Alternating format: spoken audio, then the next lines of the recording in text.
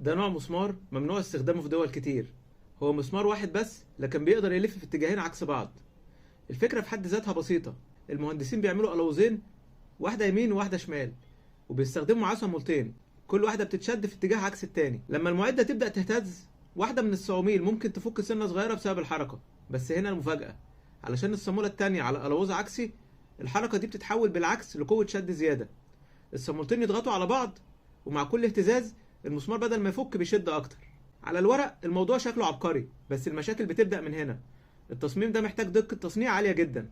القلاوزين لازم يكونوا متظبطين على نفس المسمار بمنتهى الكمال. اي غلطة بسيطة جدا ممكن تخلي توزيع الاحمال عشوائي وخطير. وعشان يحافظوا على المتانة، المهندسين غالبا بيضطروا يخلوا المسمار اتقل وادخن، وده بيزود الوزن والتكلفة بشكل مباشر.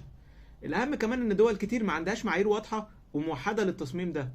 صعب يتفحص وصعب يتغير، ولو حصل فيه عطل الاصلاح بيبقى معقد جدا. فالموضوع مش ان التصميم وحش، هو بس متطرف زيادة عن اللزوم، وصعب التحكم فيه على نطاق واسع في الهندسة الحقيقية. مش دايما الهدف اذكى تصميم، لكن اكتر تصميم مضمون وسهل السيطرة عليه. واخيرا لو عجبك الفيديو اضغط لايك وشير، وتابعني وانتظر المزيد. شكرا.